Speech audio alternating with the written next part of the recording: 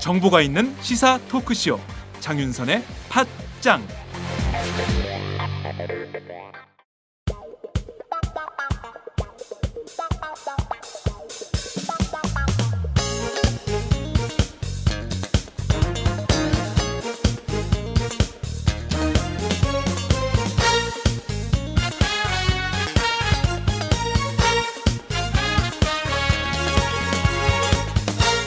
김종철의 비언프 비즈니스 언프렌들리. 매주 화요일에 고정 코너 시작하겠습니다. 김시연의 비언프 비즈니스 언프렌들리 시작하겠습니다. 오늘도 어김없이 오마이뉴스 경제부 김시연 차장 나오셨습니다. 어서 오세요. 안녕하세요. 네. 김종철이 갔기 때문에 김종철 부장의 휴가 기간에는 김시연의 비언프로 이렇게 제가 바꿨습니다. 이 방송을 김종철 경제부장이 캐나다에서 듣고 있어야 되는데 안 들으면 큰일 나는데. 본인 좋아할 것 같은데요. 아, 그래요? 지금 호시탐탐 이걸 저한테 넘기려고 지금 노리고 있습니다. 아, 그래요? 그럼 계속 유지해야 되겠네. 오늘도 어김없이 오마이뉴스 경제부의 대표 미녀 기자 김지혜 기자 나오셨습니다. 어서 오세요. 네, 안녕하세요. 네, 탤런트라고 해야 되나? 송윤아 씨가 생각이 나요. 아이고. 네. 그 왜 이러세요, 가난 그 헤어스타일 있잖아요. 머리를 뒤로 질끈 묶고 이 검정색 이렇게 있는 그 무슨 오늘 너무 급히 나오느라. 원피스예요? 네, 원피스인데 바지 빨아놓은 게 없었지. 뭐 그런 것도 있고 머리는 빗지도 못했어요. 아, 네. 그래요? 네, 너무 일찍 나오느라고. 네, 힘들어 그렇군요. 죽겠네요. 네. 그 장윤선의 팟짱에 출연하려면 최소한 새벽에 5시 반부터 움직여야 된다. 너무 고되네요. 어려움이 있습니다. 그리고 보니까 김종철 부장을 제외하고 지금 그 오마이뉴스 경제부가 총출동한 거 아닙니까? 그렇죠. 네, 참 그 소수정예로 언론사임에도 불구하고 이렇게 소수정예로 경제부를 이끌어가는 두 기자, 어깨가 굉장히 무거울 것 같습니다. 자, 오늘도 어김없이 김지혜의 발로 뛰는 경제로 출발합니다.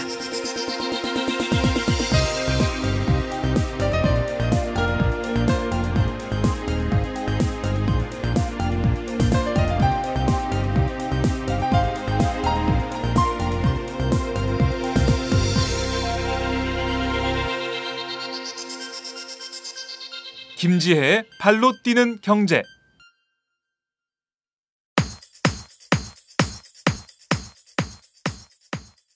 올해 10조 원 규모로 커지면서 황금알을 낳는 거위로까지 불리는 바로 면세점 시장인데요.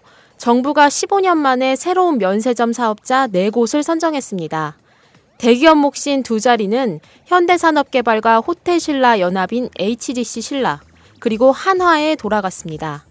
나머지 두 자리 가운데 서울 중소중견기업 면세점은 하나투어 등이 참여한 SM 면세점에게, 그리고 제주 면세점은 제주관광공사에 돌아갔습니다. 특히 대기업인 현대산업개발과 호텔신라는 합작 법인인 HDC 신라를 만들며 총력전을 벌인 끝에 승리를 쟁취한 건데요. 우리나라 면세점 시장은 지난해 8조 3천억 원 규모로 세계 1위입니다. 그동안 롯데와 신라가 양분해왔던 면세점 시장에 두 업체가 새로 진출하면 지각 변동은 불가피할 전망입니다. 발표가 나기도 전에 두 회사의 주가는 많게는 30%까지 뛸 정도로 시장의 기대는 큽니다. 그러나 일각에서는 호텔신라가 지분 50%를 갖고 있는 HDC 신라가 이번에 신규 사업자로 선정되면서 호텔신라는 면세점 시장의 독과점 지배력이 더 커졌다는 지적도 나오고 있습니다. 그렇군요. 면세점 업계 사실 롯데 아니면 그 신라 네. 두 군데였는데요. 이렇게 업체가 늘어나면서 소비자들한테 돌아올 이익은 어떤 게 있어요, 김시현 차장님? 일단은 똑같죠. 백화점이 늘어나면은 그 살 것이 많아지고 그 자기 집에서 좀 가까운 곳에서 네. 사실 이 면세점이 그 이제 외국인이나 네네. 아니면 이제 외국 여행을 앞둔 그 내국인을 대상으로 해서 그렇죠. 열리는데요. 그 이번에 새로 생기는 곳은 그 용산하고 그 여의도 네. 그 인사동, 서울 같은 경우에는 인사동. 예. 외국인 많죠. 그렇죠. 아무래도 관광객들이 좀 더 가까이서 찾을 수 있는 그런 하여튼 입지적인 점에서 좀 유리할 것 같습니다. 그래요? 개인적으로는 이렇게 업체가 많아지면 좀 경쟁을 하면서 가격을 좀 다운시키는 뭐 이런 효과는 없을까요, 김재 기자? 그런 효과는 없지 않나요? 그래요. 그런 걸 좀 해줘야 좀 소비자들한테는 좀 이익이 되는 건데 면세점이 싸긴 하지만 그래도 좀 그 서로 경쟁하면서 가격을 낮추는 효과가 있었으면 좋겠는데 지금까지도 없었는데 있을까요? 지금까지 롯데 개인적 기대에 시간에. 불과하군요. 아니, 가능성이 없는 거 아닙니다. 어차피 네. 지금도 서로 무슨 뭐 할인 쿠폰이니 뭐 여러 가지 맞아요. 이제 무슨 전쟁을 하거든요. 그러니까요. 사실 똑같다고 보시면 됩니다. 뭐 면세점이라고 해서 이제 세금이 면세가 되는 그 차이만 있는 거지. 일반 뭐 백화점이나 네. 마찬가지거든요. 결국 이제 경쟁이 치열해지면 가격이 다운됐고 서비스는 그만큼 좀 향상되고 그런 효과도 무시할 수는 없을 겁니다. 우리나라 면세점 시장이 세계 1위인지는 오늘 처음 알았어요. 저는. 그렇군요. 인천공항 면세점이 좋다는 얘기는 들었지만 이게 이렇게 큰 시장인지 몰랐는데 근데 이렇게 면세점 시장이 이렇게 쭉 4개의 업체로 늘어나는 건데 그렇게 되면 어떻게 좀 변화가 있을까요? 면세점 시장에? 일단 그 황금알을 낳는 거위라고 하잖아요. 네. 근데 이게 원래 황금알을 낳지 않았습니다. 그러니까 좀 그 면세점 사업자 선정돼도 막 포기하고 가는 업체도 많았어요. 옛날에. 돈이 안 된다고. 네, 수익이 안 남아서. 그래서 지금 그 신라 호텔이 지금 그 독과점 논란이 일고 있는데 네. 또 한켠에서는 또 이런 얘기도 있습니다. 이게 면세점이라는 게 이게 그 규모의 경제다. 이게 뭐 작은 업체가 들어가서 뭐 한다고 해서 뭐 그 특허만 따면 그 다 수익이 돈이 알아서 들어오는 게 아니라 결국 뭐 백화점도 마찬가지겠지만 경영을 어떻게 하느냐에 따라서 이게 클 수도 있고 또 있다 망할 수도 있는 거다. 그러니까 신라 호텔이 어떻게 보면은 지금의 어떤 면세 시장을 여기까지 키워놓은 거다. 그래서 뭐 이부진에 대한 어떤 긍정론이 나오는 것도 이제 그런 겁니다. 뭐 그 이재용 같은 경우에는 오히려 이제 그 사업에서 좀 실패한 사례가 많았는데 그래요, 맞아요. 이부진 같은 경우는 적어도 이 면세점 시장만큼 확실히 키워놨거든요. 그러니까 호텔 신라도 굉장히 키워놓은 거고 그래서 그 세간에서는 그런 얘기가 있어요. 아들보다 딸이 낫다.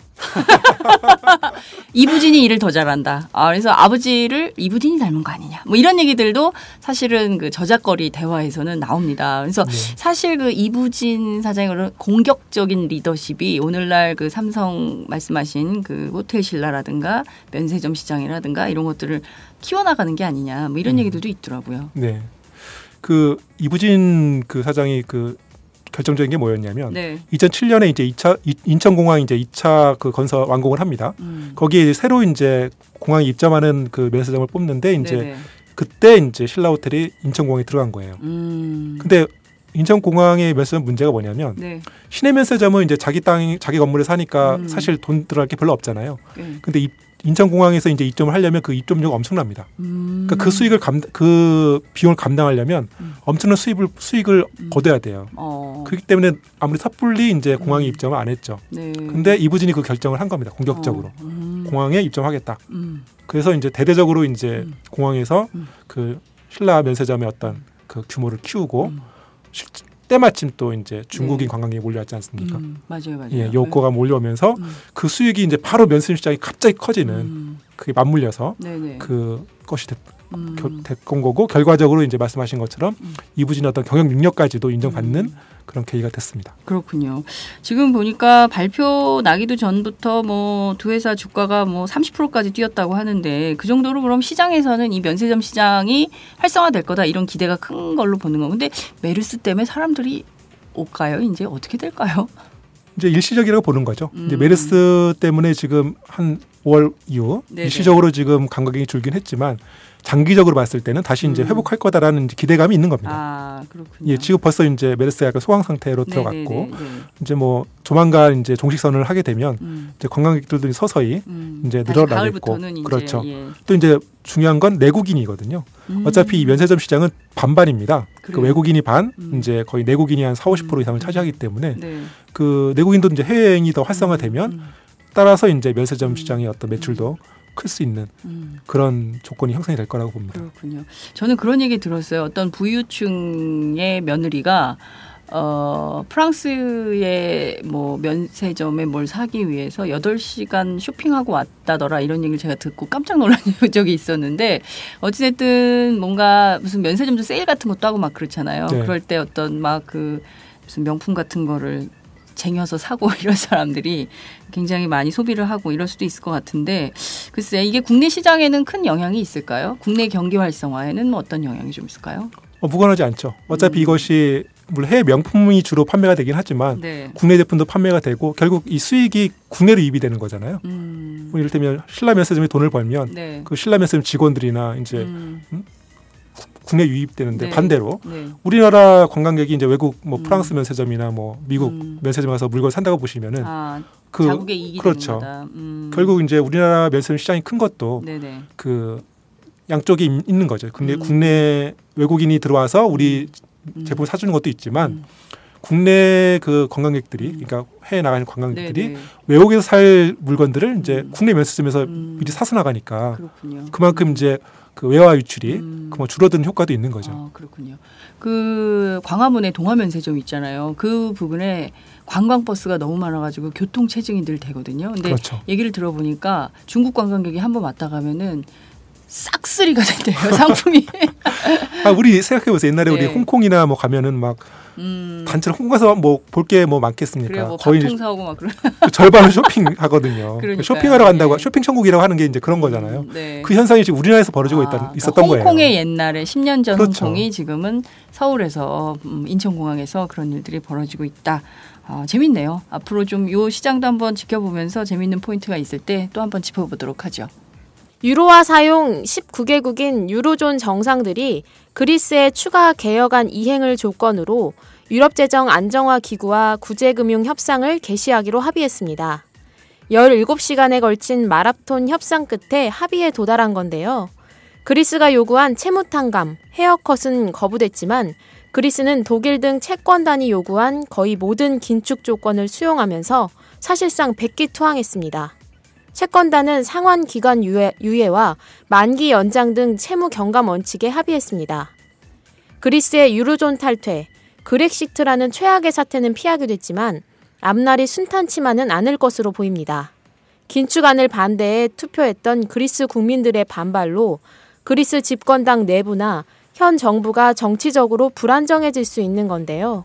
만약 이번 타협안에 반발해 시리자 내 강경파들이 탈당할 경우 연립정부 붕괴가 예상돼 조기 총선도 불가피할 것으로 보입니다. 네, 그리스 사태가 어떻게 좀 좋게 마무리되는 거 아니냐 이런 보도도 있었지만 결과적으로 보면 더 큰 좀 재앙을 낳는 쪽으로 가는 것이 아닌가 이런 불안감도 있는데요. 어떻게 보세요? 선택을 한 거죠. 그 가장 큰 이슈가 이제 그렉시트였기 네. 때문에 그걸 피해보자는 그게 이제 협상의 어떤 쟁점이었고요. 결국에는 어떤 독일에서 메르켈 총리가 5년 한시적인 그리스를 이제 그렉시트 시키자는 안을 내면서 네. 그 그리스가 좀 궁지에 몰렸다고 볼 수 있습니다. 왜냐하면 아예 그렉시트 탈로 가게 되면은 네. 그 유로존 입장에서 상당히 좀 부담스러운데 5년 한시라는 어떤 좀 뭔가 실현 가능성이 있는 좀 안이 나오면서 그리스로서는 진짜 이러다가 그렉시트가 되는 게 아니냐라는 어떤 불안감에 몰릴 수밖에 없었던 그래서 이제 백기투항까지 갔던 그런 상황이 아니었나. 그렇군요. 이를테면 이번에 독일 정부가 이를테면 미국이나 뭐 이런 다른 데서 서방 국가들이 좀 그러지 말고 좀 그리스를 좀 봐주자라고 하고 또 세계적인 경제학자들도 나서서 부채 탕감을 좀 해줘라 이런 요구를 했음에도 불구하고 본인들이 진 빚은 반드시 갚아야 된다라는 메르켈의 어떤 그 뚝심이 통했다 뭐 이런 보도들도 나오던데요. 너무 강하게 독일 정부가 세게 드라이브를 걸고 그게 좀 마찰이 있는 이런 상황 아닌가요? 지금 그래서 이제 역풍이 있습니다. 오히려 이제 독일이 강경론을 주도했고 네. 이제 프랑스나 이쪽 이제 약간 사회주의 정부에서는 네. 좀 온건론이 강했는데 그 결국에는 이제 메르켈의 어떤 뚝심이 통하긴 했지만 그 네. 뚝심으로 인해서 이제 세계적인 어떤 비판 여론을 받고 있는 그런 상황입니다. 메르켈의 뚝심이라기보다는 메르켈이 독일 국민들 입장에서만 그 이번 유로존 문제 그리스 사태를 본 거 아니냐 이런 비판도 가능할 것 같은데요. 그 점은 좀 어떻게 보세요, 김지? 그렇게 생각이 되고요. 그리고 지금 요즘 드는 생각은 이럴 거면 국민투표는 왜 했나 이런 생각도 들고 굳이 이제 긴축안을 굉장히 반대를 해서 국민들이 그러니까요. 그렇게 여론을 형성을 한 건데 이렇게 긴축안이 사실 채권단이 요구한 것보다 더 세진 거거든요. 그러니까요. 이거를 이행을 하게 되면 국민들은 또 이제 몇십 년간 또 그 겪었던 고통들을 겪을 테니까 네. 그 부분들을 독일이 좀 너무 좀 빡세게 그러니까 자기들도 아닌가. 2차 세계대전 때 참 그런 네, 그 국가로서 그렇습니다. 그런 텐데. 국가로서 그리스 사태를 좀 그러니까 유로존이긴 하지만 하나의 국가는 아닌 거예요. 그죠? 여전히 그리스하고 독일하고 다른 나라고 화폐 통합만 했지 재정 통합이나 사회 통합이나 국가 통합이 안 돼 있기 때문에 그것은 너희들의 문제. 고로 너희들이 빚을 갚아야 된다. 이런 생각이 굉장히 강한 게 아닌가 이런 생각이 좀 듭니다. 그래도 860억 유로 이것은 추가로 지원을 좀 하기로 한 건가요? 네, 108조 원에 이르는 상당히 한국 돈. 거금입니다. 예. 그 돈이면 뭐 좀 어떻게 당장 임시 방편으로라도 좀 그리스가 돈을 좀 막을 수 있는 이런 상황은 되는 건가요? 당장 뭐 숨통을 튈 수 있겠지만 이게 장기적으로 결국 빚이거든요. 그걸 다 갚아내가는 어떤 이제 그 이번에 이제 그 그리스 정부에서 네. 이제 채무 탕감을 상당히 요구했는데 결국 그러니까요. 받아들이지 않았고요. 이제 우리도 이제 뭐 요즘에 뭐 채무 불이행자 뭐 그런 우리 국내에서도 있는데 맞아요. 마찬가지로 이게 그 상환만 연기됐을 뿐이지 결국 다 갚아야 된다는 측면에서는 엄청난 부담을 그 고통을 감내해야 되는 상황은 계속 유지가 되는 거죠. 그러니까 결국 이게 그리스 국민들한테 직접적으로 뭐 사회보장 혜택이나 이런 게 돌아가지는 않을 것이고 이게 또 은행 빚 이자 갚는데 다 나갈 가능성이 높은 돈이기 때문에 결과적으로 그리스 국민들 입장에선 죽어라 뭐 이런 동네에 무슨 직장인들도 요새는 휴지통을 뒤져서 햄버거나 뭐 이런 거를 그리스에서요? 네, 그런 걸 먹는 풍경들이 있고 그리고 그 빈곤선 아래에서 생활하는 어린이들이 무려 국민의 40% 정도가 된다고 하는데 이걸 좀 국제사회가 함께 해결해야 좀 되는 거 아닌가라는 생각도 좀 실업률도 뭐 지금 20% 정도라고 하던데 뭐 이렇게 될 경우 뭐 40%까지 올라갈 수 있다는 전망도 있더라고요. 그러니까요. 참 걱정입니다. 세 번째 뉴스 살펴보겠습니다. 하나 외환은행을 합친 통합은행이 오늘 10월 출범할 전망입니다. 외환은행 노조의 반발로 1년 남짓 교착 상태에 빠졌던 하나 외환은행 간 통합 추진이 노사 간 합의가 이뤄지면서 급물살을 타게 된 건데요. 그간 하나금융은 은행 산업의 경쟁력 약화를 이유로 조기 통합의 필요성을 강조한 반면 외환은행 노조는 5년간 독립 경영을 보장한 2012년 217 합의서를 내세워 통합에 반대해 왔습니다. 양측은 통합은행의 상호에 외환을 포함하고 인위적 구조 조정을 하지 않는 고용 안정을 보장하기로 했습니다. 10월 출범을 앞둔 하나 외환 통합은행은 자산 규모가 290조 원으로 신한, 국민, 우리은행을 뛰어넘는 최대 규모의 은행이 탄생할 것으로 보입니다. 그러면 이 하나 외환은행이 우리나라 가장 큰 은행이 되는 건가요? 네, 그렇습니다. 그러면 둘이 합병하면서 어떤 장점이 있는 건가요? 이를테면은 하나은행은 좀 개인 위주, 그다음에 외환은행은 해외 그리고 기업 중심의 산업 중심의 구조에서 이게 통합이 되면은 어떤 시너지가 크게 날 가능성이 있는 건가요? 아무래도 이제 이 은행권이 규모의 경제 아니겠습니까? 그러니까 규모가 클수록 오히려 이제 살아남기 유리한 어떤 그런 경쟁이 되고 있기 때문에 그 하나은행이나 외환은행 입장에서는 이제 그만큼 몸집을 불려서 그 성장할 수 있는 그런 기반을 닦은 거라고 볼 수 있고요. 네. 당장 이제 국민은행이나 이제 그 경쟁은행과의 경쟁에서도 좀 유리한 구도에 올라섰다고 볼 수는 있습니다. 외환은행 노조는 왜 이렇게 만들었던 거예요? 이게 제가 지금 1년 정도 이렇게 지금 갈등을 노사가 했는데 네네. 이 부분들을 좀 팔로우업을 하고 있었는데요. 얼마 전에 이제 김정태 하나금융 회장과 통화도 했었는데 네. 그때 이제 첫 마디가 이게 자꾸 노조가 반대를 하니까 우리 돈이 나가고 있다라고 이렇게 말씀을 하시더라고요. 근데 이제 거기서 느껴지는 문제점은 노조가 요구했던 어떤 사안들이나 걱정했던 부분들을 조금 이렇게 진실되게 다가가지 않고 너무 수익 구조로 정말 우리가 지금 경영 악화가 이유가 크다라고만 계속 외치고 있으니까 이게 노사가 합의가 안 된 것 같아요. 그래서 이게 이렇게 1년 동안 좀 지지부진하게 그리고 노조가 반대를 했음에도 그러니까 5년간 독립 경영을 하겠다고 네네. 이미 전 경영진이 약속을 한 건데 그걸 깨고 그냥 금융위에 가서 우리는 합병하겠다 이렇게 신청서를 내버리니까 네. 또 가처분 신청을 내고 이런 뭐 좀 지지부진한 계속 갈등이 있었는데 좀 이런 통합을 할 때는 좀 내부 구성원들을 잘 달래서 좀 해야 되는 게 필요하지 않을까 싶더라고요. 근데 이렇게 합쳐지면은 중복되는 부서도 있을 것 같고 그러니까 중복되는 경우에는 불안감이 예, 있죠. 구조조정 때문에 이제 또 명예퇴직이나 뭐 이렇게 해고의 위협을 느끼게 될 가능성도 있는데요. 그런 문제들은 좀 어떻게 될 걸로 전망하세요? 사실 외환 노조가 네. 뭐 달리 뭐 이렇게 정언했던 게 아니고요. 그 당장 이제 그 중복 그 점포가 많이 있을 겁니다. 저희 벌써 우리 동네에만 하더라도 외환은행 점포가 없어지고 이제 하나은행으로 통합이 됐거든요. 예, 그런 식으로 이제 그 근처에 가까이 있었던 그래요, 점포 맞아요. 중심으로 동네 뭐 예. 여러 은행 같이 이렇게 쭉 있는데 그게 이제 하나로 합쳐지게 된다는 그렇죠. 거죠.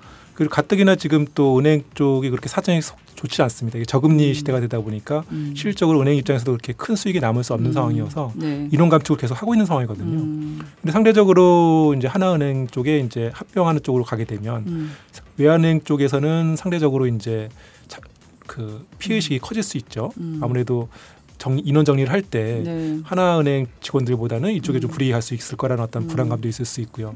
그래서 이번에 가장 큰 쟁점이 됐던 것도 어떤 그런 고용 보장 문제 그리고 이제 노조도 이제 이 임금 협상 같은 경우 인단협 같은 경우에도 좀 그 합쳐지긴 하지만 네. 기존 노조는 유지가 되거든요. 외환 노조 외환은행 네. 노조 그대로 네. 하나은행 노조 그대로 그 노조는 합치지 않고 두 개의 노조가 존재하는 그러니까 거니까. 양쪽의 어떤 이익을 대변할 수 있는 그런 이제 조직이 살아있는 근데 거죠. 2년 내에 이제 병합된 노조를 설립하도록. 근데 지금 이제 한시적으로는 두 개가 그냥 다 갈 수 있도록 했더라고요. 합의서 내용을.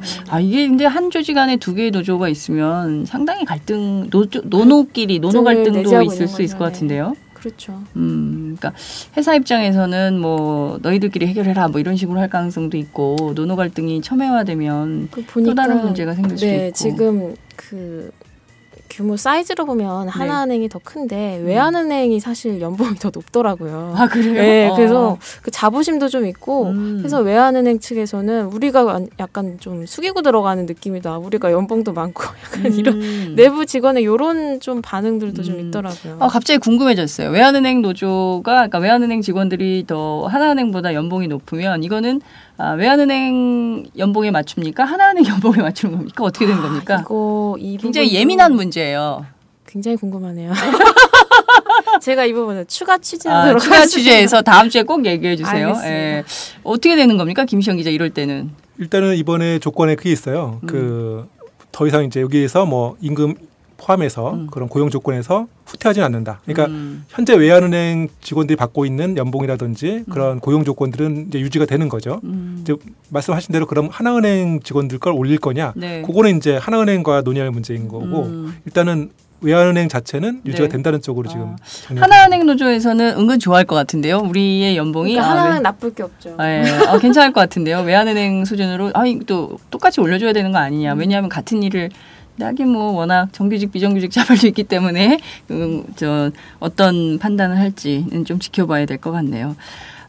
참 거대 은행의 탄생이 좀 앞으로 어떻게 운항을 해 나갈지 또 그 밖에 다른 은행들은 또 어떤 방향으로 갈지 특히 이제 예대금리 말씀하셨는데 지금 뭐 은행이 사실 저금리 시대이기 때문에 특별하게 어디서 이익을 낼 데가 없어서 자꾸 뭐 이런저런 꼼수를 부려서 소비자들한테 많은 피해를 주기도 하고 뭐 이런 상황인데요.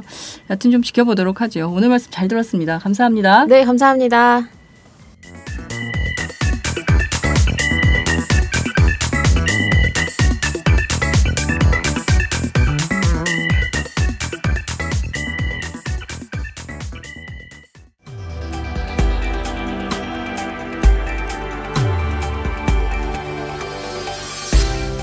그 팟캐스트에 광고하는 이 사장님들이 저는 굉장한 분들인 것 같아요. 정말 다 그 사실상 영세한 사업자들인 거잖아요. 그래서 제가 오늘 그 얘기를 하려고 그러는 거야. 가끔가다 댓글을 보면 광고 유치하느라고 얼마나 힘들어. 첫 번째, 이분들이 무척 영세한데 열심히 사는 분들이야. 그게 우리가 검증을 해보면 좋은 물건들이야.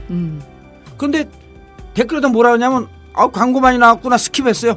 자랑이다 들아. 스킵한 게. 광고 들어야 돼. 광고 듣고 한 번만. 팟짱에는 지금 안타깝게도 스킵할 광고가 없습니다. 장윤선 기자와 제가 오래오래 취재 현장을 지킬 수 있는 방법은 여러분의 좋아요와 구독하기, 그리고 광고입니다.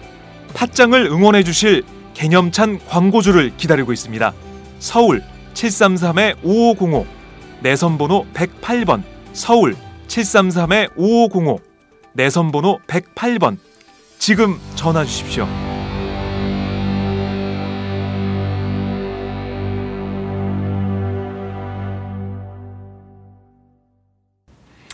네, 김시연의 비언프 바디 토크 들어가도록 하겠습니다. 삼성물산, 제일모직 합병.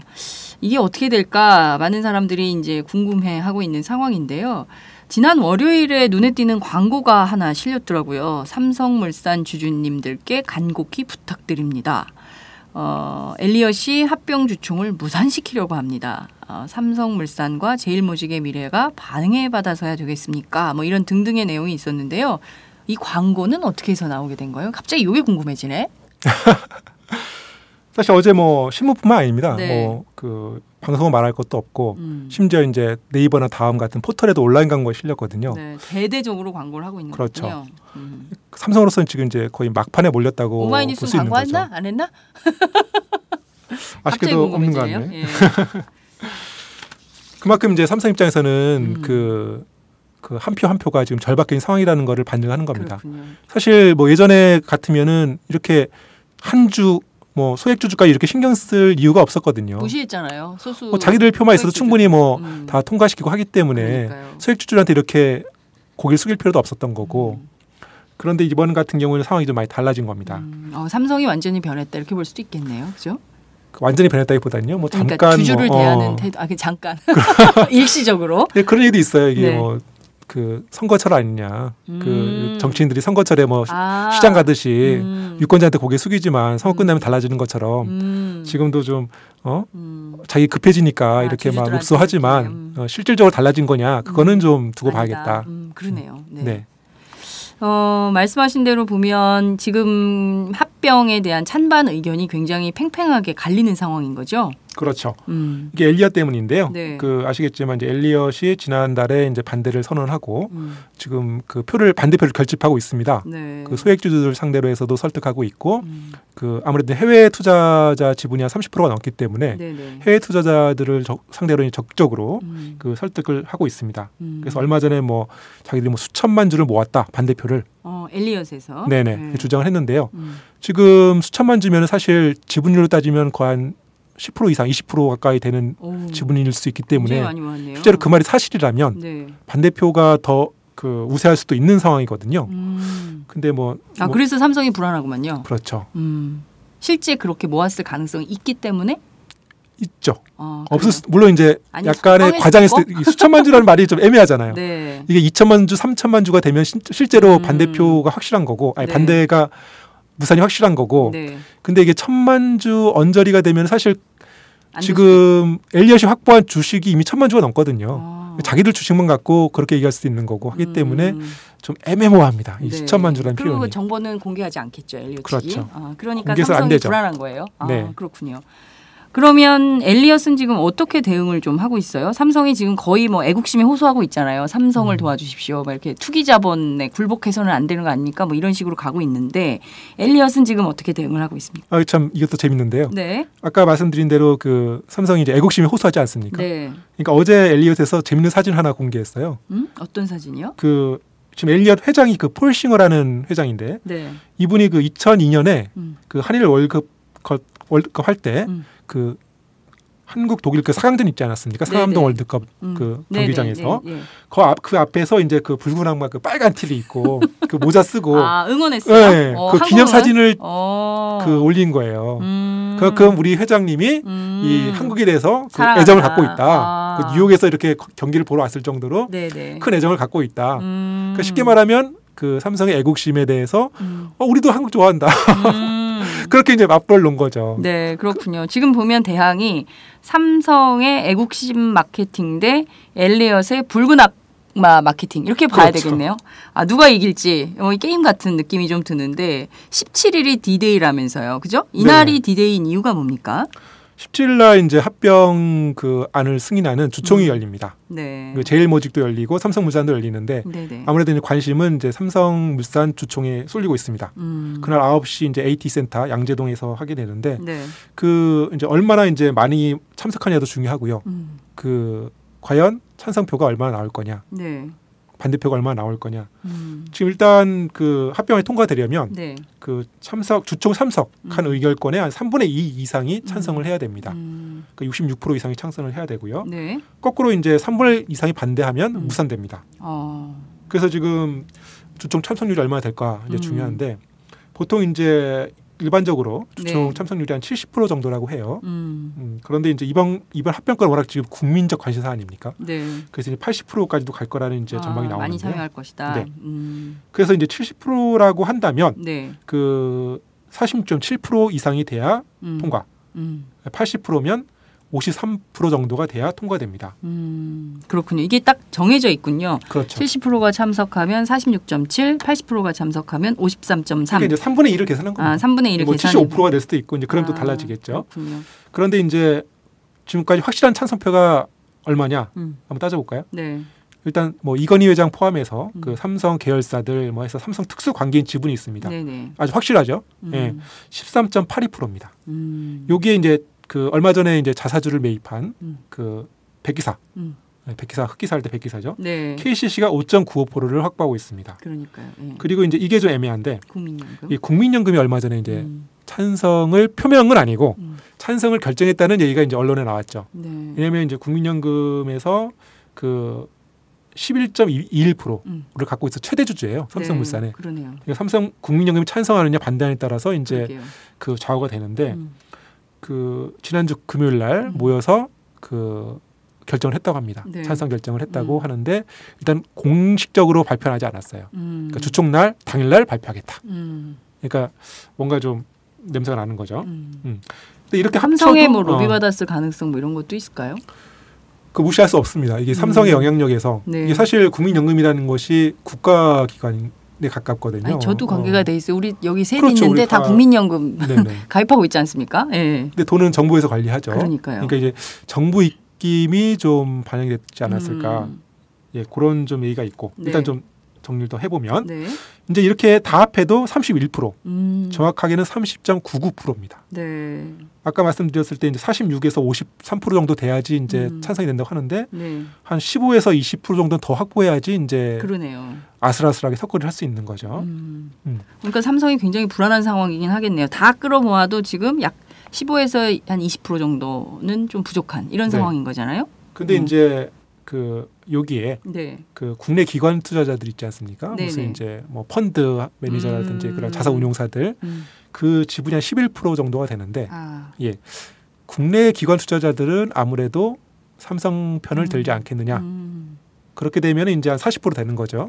그러면 그 5에서 네. 한 10% 정도만 확보해도 통과되지 않겠느냐라는 이제 낙관론이 나오는 근거가 거기에 있습니다.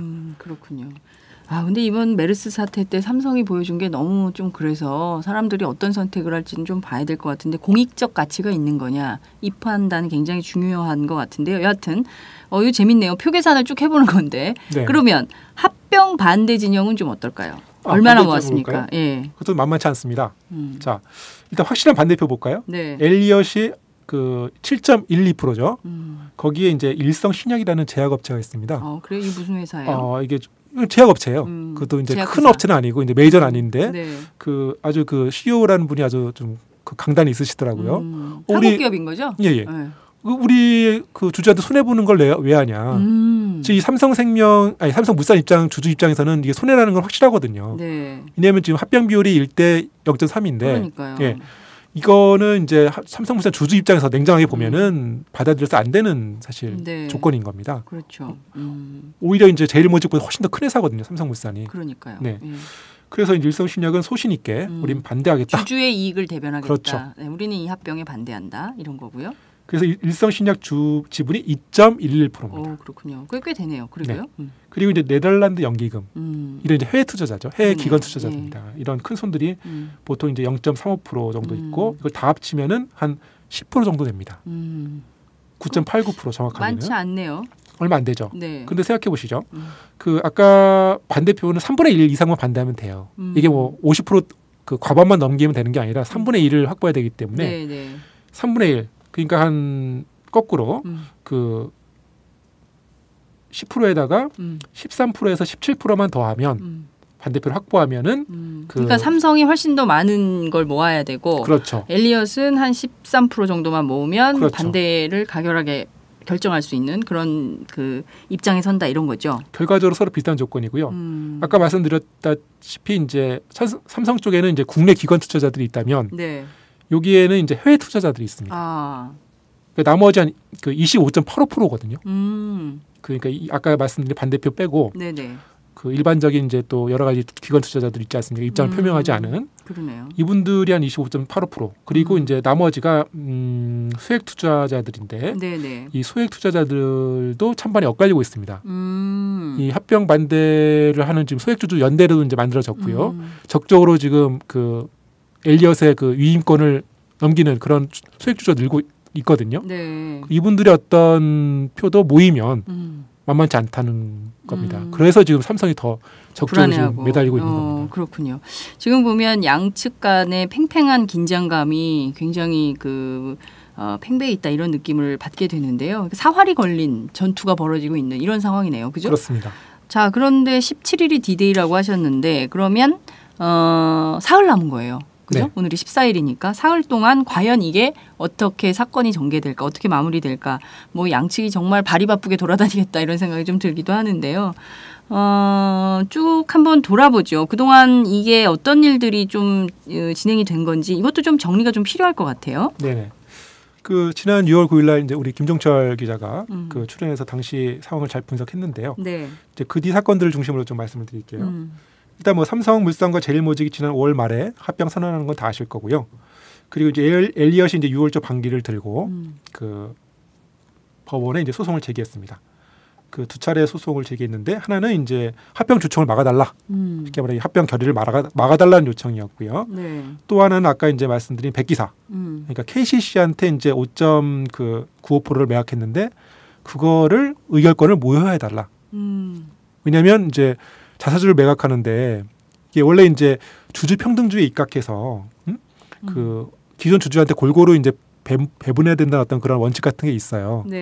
근데 국내 법에는 이제 그런 규정은 없는데 그렇기 때문에 그 특정 더군다나 자기한테 유리한 어떤 그 주주한테 그 자사주를 매각하는 거는 그 문제가 있다. 그래서 의결권은 무효다라고 이제 문제 제기했는데. 네네. 법원이 두 차례 모두 삼성의 손을 들어줬습니다. 일단 뭐 합병 주총은 뭐 문제 없다. 그랬죠. 그러니까 이제 합병 비율이 문제였는데 합병 비율이 사실 국내법상 그 당시 어떤 주가를 기준으로 지금 합병 비율을 정하게 돼 있거든요. 네. 어떤 특정 시점에. 그러니까 그 당시 이제 그 제일모직의 주가는 상당히 고평가돼 있었고 네. 상대적으로 이제 삼성물산의 주가는 떨어진 상황이었기 때문에 자연스럽게 그 3대 1에 가까운 이제 그 합병 그 비율이 나왔던 겁니다. 근데 이제 외국에서는 안 그래요. 네네. 어떤 기업의 가치를 다 따지거든요. 사실 기업의 어떤 그런 가치 그리고 어떤 매출 뭐 그런 것들을 다 따지면 지금 입장에서 삼성물산의 어떤 가치가 네. 그 이상이 돼야 된다. 엘리엇은 이제 거꾸로 1대 한 1.16 정도 돼야 된다. 그러니까 뭐냐면 삼성물산의 가치가 더 높이 평가받아야 된다라는 주장이 있었는데 그게 우리나라 법에서는 안 막혔던 거죠.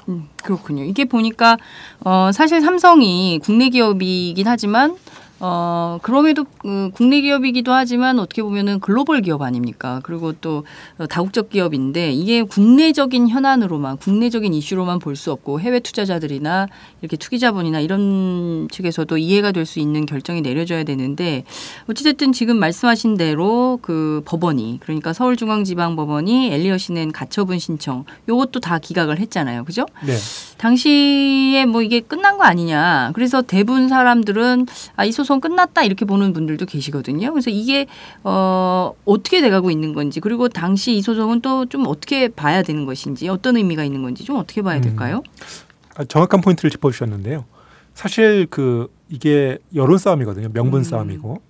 그렇게 봤을 때 엘리엇도 국내법을 모르지 않을 겁니다. 네. 그러니까 이게 승산이 있어서 과연 이 소송을 제기했겠느냐라는 의문이 남습니다. 그 실제로 이제 아직 끝난 건 아니거든요. 오늘 이제 항소심이 있고 네. 오늘도 이제 그 법원에서 재판이 있어요. 예, 자사주 그 매각 관련해서 한 곳이 있습니다.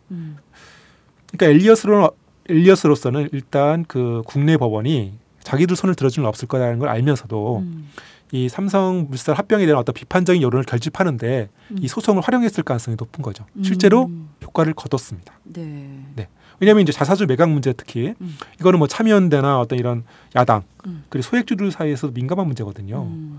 사실 기업이 자사주를 매입한다는 거는 주주 네. 입장에서 유리한 겁니다. 그러니까 주가가 뭐 정체돼 있을 때 네. 회사가 그 주식을 사들이면 주가가 오르지 않겠습니까? 그렇죠. 그렇죠. 근데 이제 주가가 오르면 주주들한테 이익이 되는 거죠. 좋죠. 예. 근데 문제는 네. 지금까지 국내 기업이 자사주를 어떻게 활용했느냐? 이번처럼 이 자사주를 그 자기한테 그 우호적인 그런 쪽에 이제 매각을 해서 네. 경영권을 강화시키는 수단으로 계속 활용을 했던 거예요. 악용을 했던 거죠. 그러니까 결국에 예. 지금 재벌 총수 지분이 아시겠지만 뭐 기껏해야 1% 3% 그런 걸로 다 하는데 소액주주 아니에요? 소액주는 1%니까 뭐 1% 미만이 소액주주니까 소액주주는 아닌데 하여튼 아주 적은 지분이죠 사실은. 그러니까요. 예. 예. 그걸로 이제 재벌 총수 일가의 어떤 경영권을 방어하는 목적으로만 활용이 되다 보니까 이거를 제어를 해야 된다, 규제를 해야 된다라는 그 여론이 계속 있었던 겁니다. 그렇군요. 근데 아직 현행법은 그 허용을 해왔고요. 자, 그러면 지금 앞서 말씀해 주신 대로 국민연금이 이제 결정을 사실상 잠정 결론을 내린 거다. 삼성의 합병에 찬성하는 걸로 결론을 내렸다. 이렇게 볼 수도 있지만 그 반대의 경우도 가능한가? 이런 건 어떻게 보세요? 이를테면 지금 상황에서 국민연금의 선택이 중요하다 이런 언론 보도는 쏟아지고 있는데 왜 국민연금의 선택이 중요한 건지 앞으로 어떻게 될 건지 사실 이것은 다수 대중의 그 특히 이제 직장 가입자들의 경우에는 굉장히 그 예민한 뭐 이런 문제이기도 한데 이건 좀 어떻게 봐야 되는지 설명을 좀 부탁드릴게요. 이 국민연금 문제가 아직 끝난 문제가 아닙니다. 아까 이제 아침에 이제 신문을 봤는데 네. 그 국민연금이 이제 이번에는 어떤 그 자체적으로 결정을 했거든요. 그러니까 자체적 투자위원회에서 지난주 금요일 모여가지고 그 결정을 했는데 실제로 이렇게 좀 예민하고 좀 찬반 결정이 쉽지 않은 경우에는 그 외부 전문가로 구성된 그 주식 의결권 행사 전문위원회가 있어요. 네. 그래서 전문위원회로 넘겨서 이제 그쪽에서 결정을 하는 걸 따르는 게 지금까지 관례였습니다. 그런데 이번에는 그런 결정을 하지 않은 거죠. 그래서 지금 그 자체가 지금 논란이 되고 있는 겁니다. 네. 그래서 지금 오늘 그 전문위원회가 스스로 소집을 했어요. 원래는 이 국민연금에서 너희들 좀 의논을 좀 해줘 네네. 하고 요청했을 때 이제 전문위원회가 모여서 땅땅땅 해가지고 그 지난번에 이제 SK하고 SK CNC 합병도 반대를 했던 거거든요. 물론 이제 그 워낙 이제 찬성 지분이 많아서 네. 통과는 됐지만 국민연금 입장에서는 그 경영권의 어떤 반해서 주장에 반해서 반대했다. 그래서 상당히 화제가 됐었습니다. 그래서 사실 이번에도 그 이 전문위원회에 대한 기대가 있었어요. 네. 아마 그 호락호락하지 않을 거다. 아무리 삼성물산이라고 하더라도 그 이 전문가들은 그 사용자 측만 있는 게 아니라 소위 말하는 노동자 측 그리고 일반 뭐 지역가입자 측 그러니까 좀 골고루 이제 분배가 돼 있다 보니까 이게 다수결로 가게 되면은 그 아무도 결과를 예측할 수가 없는 거죠. 그러네요. 그러니까 그 충분히 이 반대 결론이 나올 수도 있는 상황이었습니다. 그런데 아예 그거를 국민연금이 원천 봉쇄를 하고 그냥 자기들끼리 자기 선에서 결정을 해버린 거죠. 이게 좀 상당히 결정 이후에도 큰 논란, 사회적 논란이 있을 수밖에 없는 거 아닌가라는 생각이 좀 들기도 그렇습니다. 하는데요. 포인트는 뭐 이런 것 같아요. 엘리엇 아테 총괄 투자 책임자인가요? 제인스 스미스라는 사람이 한 언론에 인터뷰를 하면서 이 삼성물산 합병 논란의 본질은 사실 불공정 문제가 핵심이다 이런 주장을 해서 논란이 커지기도 했는데 앞으로의 주총은 어떻게 될까요? 이를테면 엘리엇이 끝까지 포기하지 않고 또 삼성도 밀어붙이려고 할 때 이 결론이 어떻게 날지 이것도 굉장히 사람들은 궁금해하는데 김시현 차장은 어떻게 전망하세요?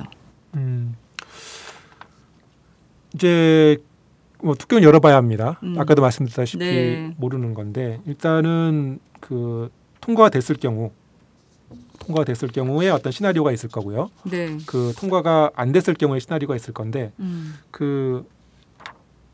일단은 합병에 성공하게 되면은 삼성 입장에서는 이제 이재용의 어떤 그 지배 구조가 더 공고해지는 효과가 있고요.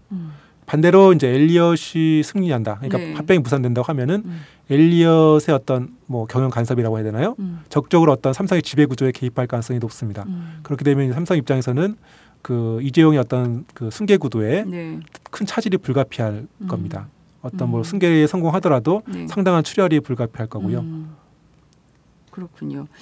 그 말씀하신 대로 소액주주들도 이게 어떻게 될지 왜냐하면 이게 또 이제 주가가 결정되잖아요. 합병이 무산되면 뭐 이런 것에도 굉장히 큰 관심이 있을 것 같은데 이런 건 좀 어떻게 봐야 될까요? 사실 그 소액주주 입장에서는 그 이게 이해 문제입니다. 사실 그 많은 언론에서 이거를 애국주의로 몰아가고 있거든요. 네. 그런데 사실 냉정하게 보면 이거는 머니 게임입니다. 머니 게임이다. 그렇죠. 이재용과 어떤 엘리엇이라는 헤지펀드 간의 머니 게임이죠. 서로 이제 돈벌이를 위해서 하는 겁니다. 그러니까 선악의 어떤 이분법으로 볼 게 아니라 쉽게 말하면 둘 다 자기 돈을 벌기 위해서 하는 거예요. 거기에다 대고 그 이재용은 뭐 이제 국내 기업이다. 네. 그리고 국내 자본이다. 그리고 저쪽 해외 자본이다. 그렇기 때문에 엘리엇이 이기면은 국부가 유출된다. 어떤 그런 관점을 단순하게 접근할 문제는 아닌 겁니다. 그러니까 이미 삼성은 더군다나 국내 기업이 아니지 않습니까? 네. 거의 뭐 생산도 해외에서 상당 생산량이 그러니까요. 비중이 예. 높고 거의 이제 글로벌 기업이라고. 다국적 기업. 예. 그 거기에서 이제 또 필수로 따르는 게 뭐냐면 이 글로벌 스탠다드예요. 그러니까 쉽게 말하면 그 이게 한국 기업이라고 해도 네. 그 글로벌에서 어떤 그런 매출 상당 부분 올리고 한다면 적어도 글로벌 어떤 투자자의 관점에서 봤을 때 합리적인 결정을 내릴 수 있는 CEO가 나와야 된다라는 것이 이제 투자자의 관점일 건데 만약에 그 CEO가 네네. 뭐 이건희 회장의 뭐 후계자로 뭐 그 우리 안에서는 결정이 됐지만 네. 과연 외국 투자자들도 그런 이 이재용을 진정한 CEO로 받아들일 거냐라는 이제 문제가 남습니다. 그러네요. 그래서 사실 이번 사안을 봤을 때 특히 네. 그 뭐 당연히 이제 삼성 입장에서는 방어하는 건 뭐 문제 삼을 건 없는데 네. 이 국민연금 문제가 오히려 빌미가 될 가능성이 높습니다. 그러니까 아까도 말씀드렸다시피 그 세계 1, 2 의결권 자문 업체가 있습니다. 네. 그 ISS라는 국제 의결권 자문기구와 이 글라스 루이스라는 이제 이 업체가 있습니다. 네. 아주 세계적으로 이제 어떤 그 정평이 나 있는 업체죠. 근데 두 업체 모두 합병에 반대를 공고했어요. 주주들한테, 삼성물산 주주들한테. 그렇군요. 물론 이제 ISS는 이제 거꾸로 제일모직 주주한테는 너희 합병 찬성해라. 너희한테 유리하니까. 그게 공고했죠. 그러니까 이 사람들은 어떤 이해관계가 있는 게 아니라 네. 그러니까 냉정한 겁니다. 그러니까 주주 관점에서 과연 이 합병이 오로지 주주만 그렇죠. 보는 거니. 유리하냐 뭐, 불리하냐. 예, 그러니까 삼성물산 주주한테는 너희들 불리해. 그러니까 반대해. 그리고 제일모직 주주한테는 너희한테 유리해. 찬성해. 그러니까 그렇군요. 이게 ISS가 특별히 뭐 엘리엇이 미워서 뭐 삼성이 미워서 이제 그런 결정을 내리는 게 아닌 거죠. 오히려 그게 더 공정해 보이는데요. 그렇죠. 주주이익의 관점에서만 네네. 해석하는. 근데 우리처럼 뭐 국내 자본, 해외 자본, 애국주의, 그 비애국주의 뭐 이런 걸로 나눠서 그렇게 좀 그 다툼할 네. 것은 아닌 것 같고 오히려 삼성이 그렇게 애국주의로 몰아간다면 오히려 그 역효과가 생길 가능성도 있지 않을까 이런 생각도 좀 드는데요. 얼마 전에 이재용 부회장이 그 네덜란드 연기금 측을 만났다. 뭐 그래서 주주 친화 경영 방안에 대해서 협의했다. 이런 언론 보도가 나왔는데요. 실제 뭐 어떤 내용이 있었던 건가요? 많은 걸 이제 양보를 했다고 봅니다. 그러니까 지금 배당 이 이제 주주한테 이제 배당을 하잖아요 회사에서. 네네. 이제 이익이 나오면 그게 이제 한 21% 정도였다고 해요 작년에. 그거를 이제 오늘 2020년까지 한 30%까지 올리겠다. 네. 그리고 이제 주주 권익위원회를 설치하겠다. 그리고 뭐 주주 간담회도 하겠다. 여러 가지 이제 주주 가치 제고방을 내놨습니다. 근데 이게 다 물컵이 된 거죠 사실은. 왜냐하면 이제 그 당장에는 이제 그 국민연금 결정으로 인해서 네. 그 합병에는 되게 유리한 고지에 올라서긴 했지만 이게 어떤 신뢰 문제, 그러니까 어떤 그 삼성의 힘이 그 한국의 어떤 자본시장을 네네. 좌지우지할 정도다. 그래서 국민연금 조사도 그렇게 그 세계적인 의결권 공고의 어떤 기관의 어떤 그 반대 공고에도 그렇게 찬성을 결정할 정도로 네. 그렇게 그 국내 금융시장이 왜곡돼 있다라는 어떤 메시지를 준 거죠. 그렇군요. 그렇게 되면 이제 외국 투자자 입장에서도 과연 그 삼성이 지금 그 정상적인 회사인가라는 어떤 의문을 품을 수밖에 없는 그러네요. 거죠. 이게 이렇게 되면은 한번 외국인 투자자 눈밖에 나게 되면은 앞으로 다시 신뢰를 회복하기는 어렵습니다. 왜냐하면 이제 삼성이 국내에서만 어떤 그 나중에 그 무슨 증제를 하거나 네네. 그 채권을 팔게 될 때 국내에서만 하는 게 아니거든요. 외국에도 이제 채권을 팔고 그 회사채를 팔고 이제 뭐 그런 여러 가지 자금 조달을 할 필요성이 있을 텐데 그때 얼마나 그 외국 투자자들이 삼성을 믿고 들어올 거냐 이제 그런 문제까지도 좀 생각해 볼 수 있는 단계가 된 것 같습니다. 그렇군요. 이건희 회장은 삼성물산 지분이 얼마나 되나요? 지금 1.37%입니다. 꽤 많은 거 아닌가요? 아, 많은 거죠. 그러면 어떻게 이분이 병원에 계신데 어떻게 해야 돼요? 이럴 땐 뭐 대리인이 하나요? 어떻게 됩니까?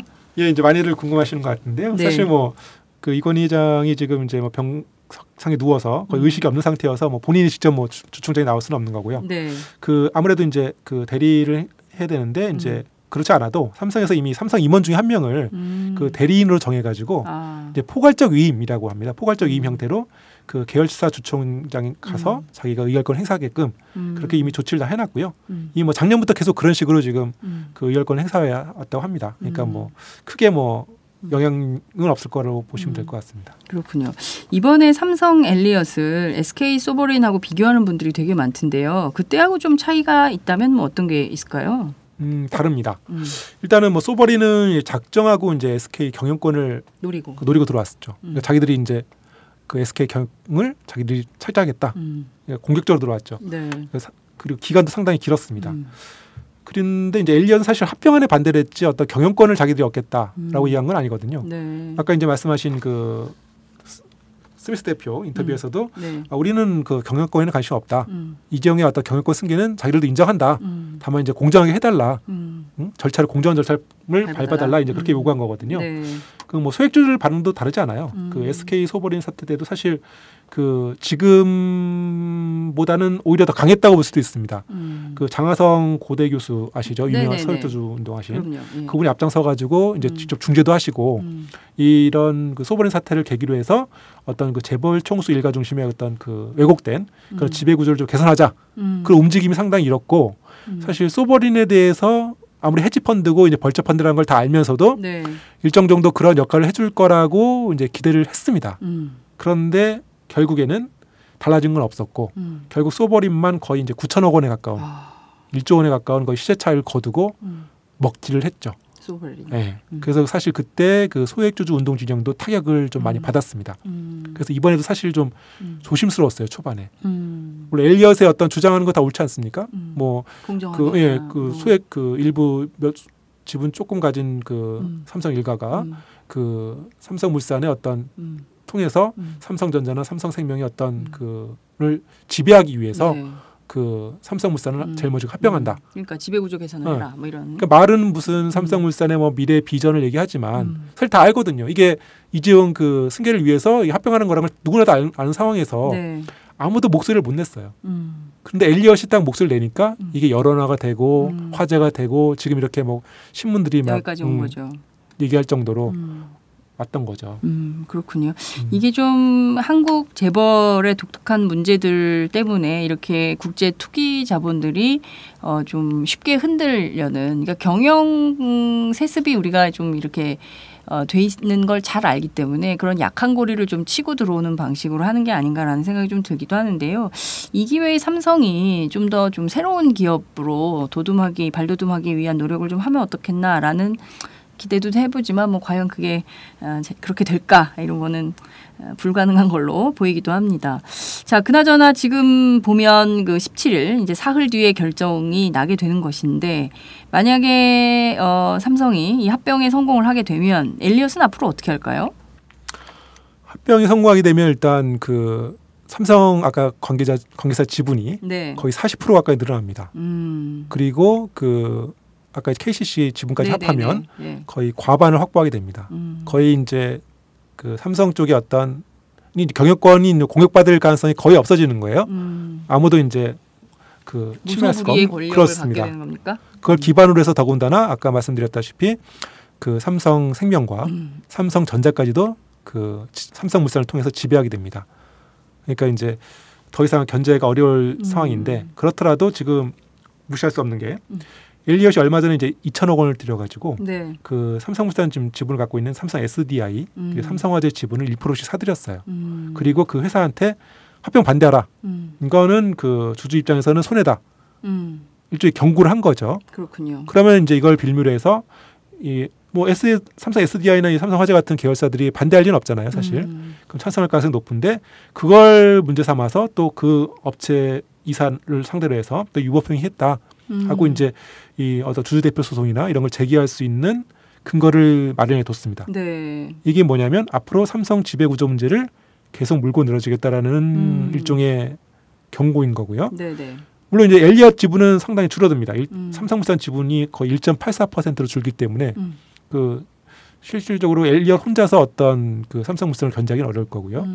다만 이제 다른 헤지펀드라든지 외국인 투자자들이 이제 워낙 지분이 높기 때문에 네네. 같이 연대하면은 그 삼성의 어떤 경영 그을 어떤 이제 관여하거나 그 견제할 수 있는 그런 지분은 확보하지 않을까. 그래서 계속 삼성을 지속적으로 괴롭히지 않을까. 이제 그렇게 그래요? 예상할 수가 있습니다. 이를테면은 안티 삼성 뭐 이런 차원에서 계속 뭐 감시하는 그런 활동을 엘리엇이 계속 할 걸로 보인다. 그러니까 여기서 그냥 끝났다고 쫑 이렇게 치지는 않을 거다. 이렇게 봐야 되겠네요, 그죠? 네. 아까도 이제 엘리엇의 활동 계속된다. 먹튀하지 않겠다라고 이제 선언을 했거든요. 그리고 또 먹튀하는 거 아니에요, 소버림처럼?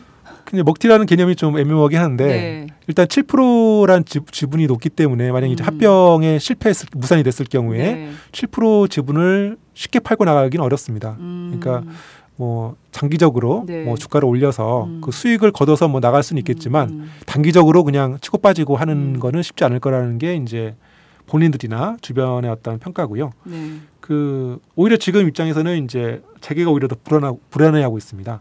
그러니까 지금 이렇게 외국인 헤지펀드 이거 뭐 벌처펀드라고 하죠. 이제 네, 부정적으로 네, 네, 표현할 때 벌처펀드라는 표현을 쓰는데 상당히 공격적으로 이제 뜯어먹는 거예요. 쉽게 말하면 이런 특정 기업이나 어떤 국가를 이제 공격해서 네. 그 쉽게 말하면 뭐 소송을 건다든지 경영권을 공격해서 자기들 이익을 가져가는 부정적인 표현을 많이 쓰는데 네.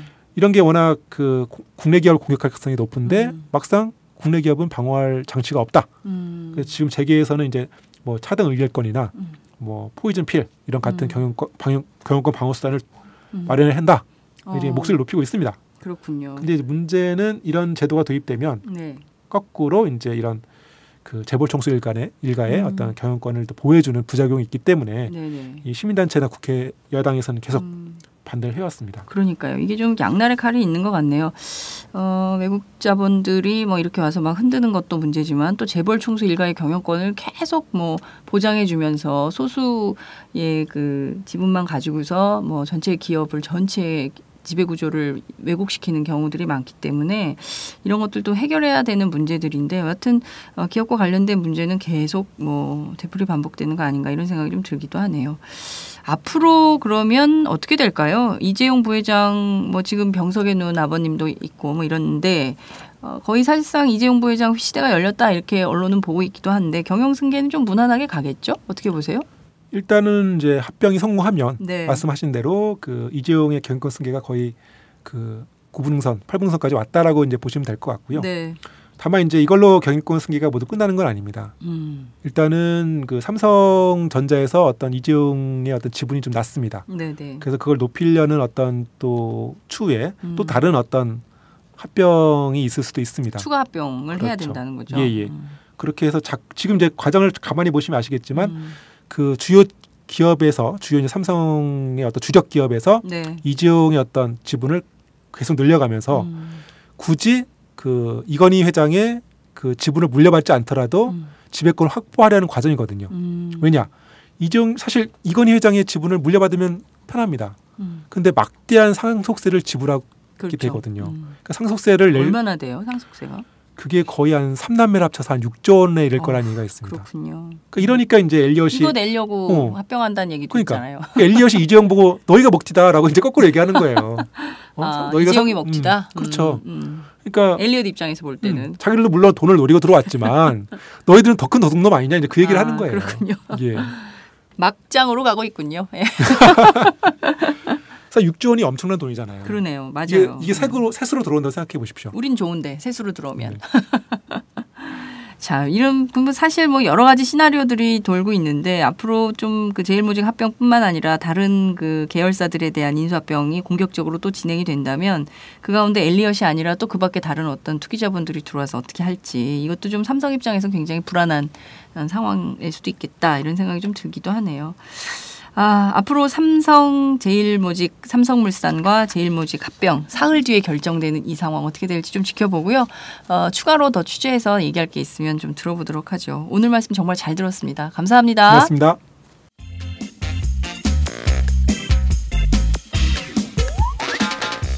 매일 정오 여러분의 점심시간 맛있게 씹어드실 뉴스를 보내드리는 장윤선의 팟짱.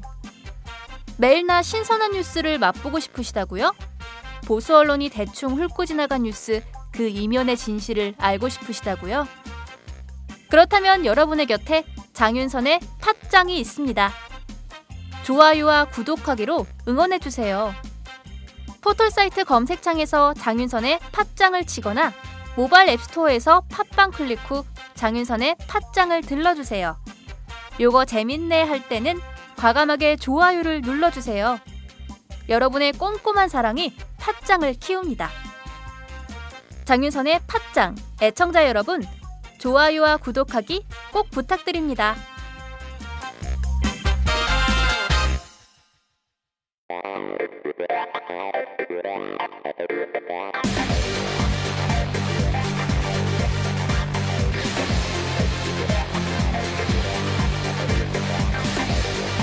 정보가 있는 시사 토크쇼 장윤선의 팟짱.